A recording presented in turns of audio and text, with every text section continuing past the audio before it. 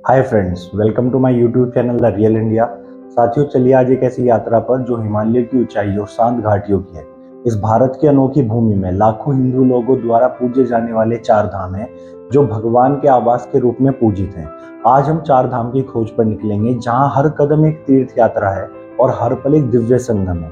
यमुना के शांत तटों से लेकर पवित्र गंगा के स्रोतों तक, भगवान महादेव के प्रसिद्ध मंदिर से लेकर भगवान विष्णु के प्रसिद्ध मंदिर तक, आज हम चारों तीर्थ धाम की यात्रा पर चलेंगे जिसमें शामिल है द्वारका, पुरी, रामेश्वरम और बद्रीनाथ। द्वारका, पुरी और बद्रीनाथ भगवान विष्णु के मंदिर हैं और रामेश्वरम भगवान शिव का मंदिर है।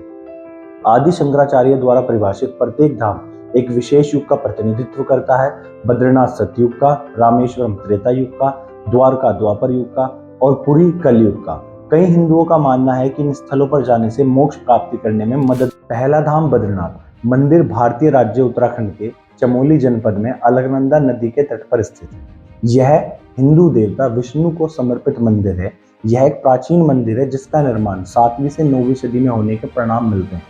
यहाँ उनकी 3 फुट 3 इंच लंबी शिलाग्राम से निर्मित मूर्ति है जिसके बारे में मान्यता है कि इसे आदि शंकराचार्य ने 18वीं शताब्दी में नारद कुंड से निकालकर स्थापित किया था। हिंदू मान्यता के अनुसार बद्रीनाथ तब प्रमुख हो गया जब विष्णु के अवतार नर नारायण ने वहां तप किया। क्योंकि उस समय इस क्षेत्र में बहुत मात्रा में बेरी के पेड़ थे, इसलिए इस स्थल का नाम शुरू में बदरी का वन यानी जामुन का जंगल रखा गया था। हिंदू मान्यता के अनुसार नर नारायण को बारिश से बचाने के लिए उनके ऊपर एक बड़ा बेर का पेड़ उगाया था। एक स्थानीय व्याख्या यह मानती है कि नारायण को बचाने के लिए लक्ष्मी बेरी का पेड़ बन गई। तप पूरा करने के बाद नारायण ने घोषणा की, लोगों को हमेशा उनके नाम से पहले लक्ष्मी का नाम लेना होगा, इसीलिए हिंदू लक्ष्मी नारायण का उल्लेख करते हैं। सतयुग में नर नारायण की तपस्या के सम्मान में इस क्षेत्र को बेर के पेड़ों के स्वामी बद्रीनाथ के नाम से जाने जाने लगा।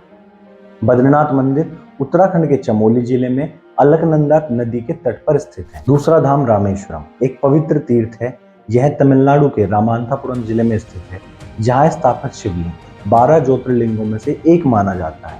भारत के उत्तर में जो मान्यता काशी की है वही दक्षिण में रामेश्वरम की है। रामेश्वरम चेन्नई से लगभग 450 मील दक्षिण पूर्व में है।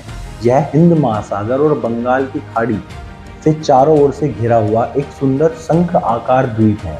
यहाँ भगवान राम ने लंका पर चढ़ाई करने से पूर्व पत्थरों के सेतु का निर्माण करवाया था जिस पर चढ़कर वानर सेना लंका पहुंची और लंका विजयी की। भारत के उड़ीसा राज्य के पुरी जिले में बंगाल की खाड़ी के तट पर एक नगर है। यह जिले का मुख्यालय भी है। पुरी भारत के चार धाम में से एक है और यहाँ 12वीं शताब्दी के जगन्नाथ मंदिर स्थित होने के कारण इसे जगन्नाथ धाम भी कहा जाता है। भारत के चार पवित्र स्थानों में से एक है पुरी, जहाँ समुद्र इस शहर के पांव धोता है। कहा जाता है कि यदि कोई व्यक्ति यहाँ 3 दिन और 3 रात ठहर जाए तो वह जीवन मरण के चक्र से मुक्ति पा लेता है।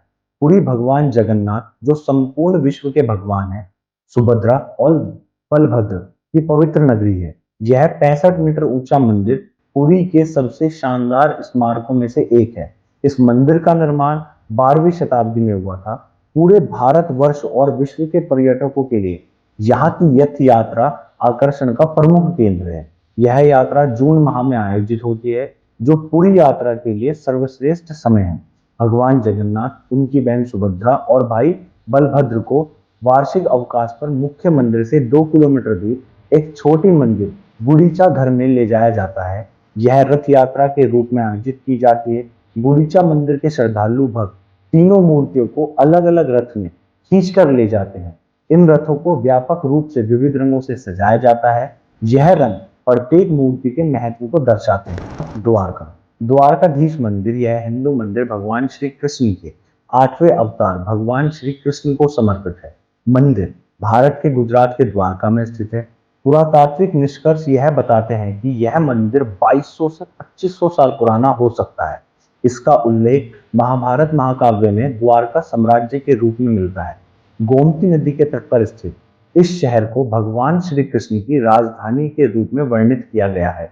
मंदिर के ऊपर का ध्वज सूर्य और चंद्रमा को दर्शाता है, जो माना जाता है कि यह दर्शाता है कि कृष्ण तब तक रहेंगे जब तक सूर्य और चंद्रमा पृथ्वी पर मौजूद रहेंगे।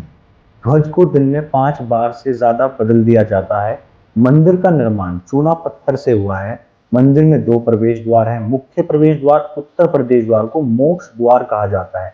यह प्रवेश द्वार एक को मुख्य बाजार में ले जाता है। दक्षिण प्रवेश द्वार को स्वर्ग द्वार कहा जाता है। इस द्वार के बाहर 56 सीढ़ियां हैं जो गोमती नदी की ओर जाती हैं।